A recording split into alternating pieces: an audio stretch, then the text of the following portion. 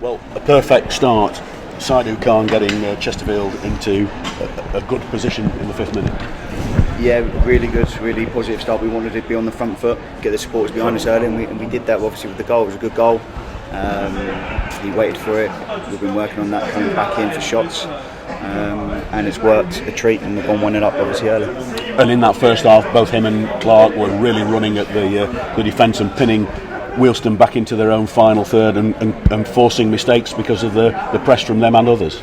Yeah, we worked on a trap. Their central centre half obviously came in to our midfield quite a lot and played straight passes, and we wanted to overturn it there. And if it wasn't for our sloppy first pass at times forward, we would have got in more in the game. So I was a little bit disappointed with our first pass forward because they're wide open obviously if their central centre half's coming out and giving it away. So that happened 5 times in the first half and a few occasions in the second half as well, and we didn't capitalise. But other than that, I don't want to nitpick. It's another clean sheet, and obviously we've got to be pleased with 2 clean sheets and 2-0 wins. And you were forced into 2 changes that I'm sure you didn't want to have to make. First of all, Jeff King after just 15 minutes or so, and at half time with Khan. What's the issue with those 2? Well, that goes back to what I said in the summer, that you need a strong squad because injuries happen at this level, suspensions, etc. And that shows. Obviously, Saidu's had to come off at half time as well with a bang on his head. He wasn't feeling great, so he had to come off. And then that brings complications in the second half because you can't make your 3rd sub too early, otherwise you could fall short. So in a 1-0 position there, it brings its complications. But we waited until the 70th-ish for Stefan to come on, and I thought he conducted himself well. So all in all, it's a good day. I would like to pick out Fraser. I think Fraser was outstanding today. He's worked really hard to come back from his severe ligament injury, and we've had to be patient on him. And it was the right time for him to come in today, and I think he showed what he's about there. He came in really well with their centre forwards. He defended really well the box, and the shot, I don't know where it came from. I've never seen him do that before, but it was some shot as well from 30 yards. It was a good save, that. Yeah, it was almost the time I was with Drew Talbot on the commentary, and it sort of almost came after. You could see him looking around and thinking there's just nobody there. But my word, that's something that you might think about a little bit more often now. Well, I was shouting past, so that tells you all you need to know. But I won't be shouting there anymore with that shot. So no, it was a good shot, good save. And before I go on any more, I think I'm going to give credit to Wealdstone because they obviously have a certain way of playing. They stick to them principles, and that's brave coming here. And I thought they passed it around well. But what we did do and what we minimised was them passing side to side in our attacking third and getting 1v1s against us. We minimised that because they're dangerous. They've got dribblers, so we wanted to make sure they didn't get on the turn. And back 3 and Weston in front particular were very good at making sure they weren't turning around. And leading up to that second goal, Wealdstone probably had more territory in the previous 15 minutes than Chesterfield.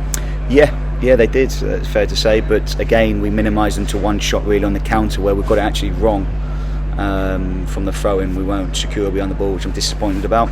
And the free kick, we shouldn't have 3 in the wall. So they're little things, but they come early in the season. You have to obviously learn from those things and make sure they don't happen twice because you could get punished on those occasions. But results show you, if you look at the results in our league, there's no easy game. And to get 2 clean sheets, I'm delighted. And of course, we talked about the substitutions with Carline and McCourt having to come on earlier than you want, and both of those did you proud?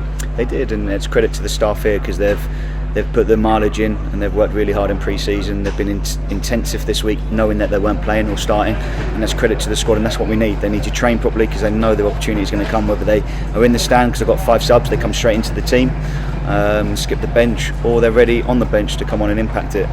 So we're looking good at the moment in the first 2 games, and to get carried away, my mind's quickly switching to Kingston already, so after this interview I'll be straight onto them. And of course, it's the shortest gap that you get in professional football these days, just 2 days. So what's tomorrow about? Is it all about resting and winding down? Yeah, it starts now. They need to rehydrate, obviously eat the correct foods, and then tomorrow they'll be in. We'll watch a little bit of what I think is relevant to take us into Monday from today's game, and then we're obviously on to Kingston's strengths and weaknesses. They picked up a great result, haven't they? 2-1 away at the Oval, so there's no easy game, and we'll be preparing right, respecting the next opponent now. We gave them the respect they deserve, Wealdstone, and they showed sort of bits of what they can do. But I think we managed the space well, and we put them into areas where we wanted them to go, and that minimised shots on our goal. So pleasing, a little bit better on the secure on the first pass forward because we're in on the counter.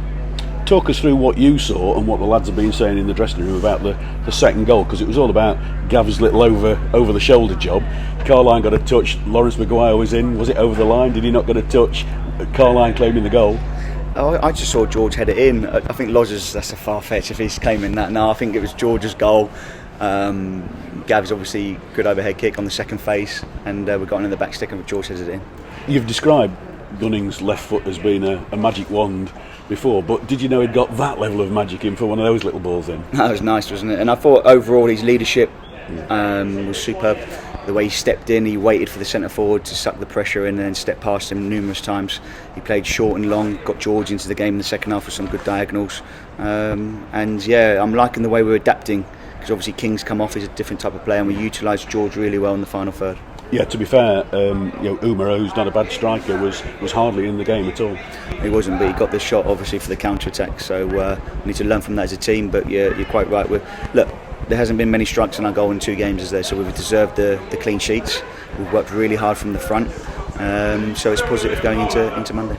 Yeah, there was just the one good clean save from Scott Loach. That was all that was necessary. A bit similar to all the shot last week. Yeah, and I'm really pleased with that. But it's good foundations, and every winning team has a strong foundation behind the ball, and we've done that today. 2 games played, second in the table, no goals conceded.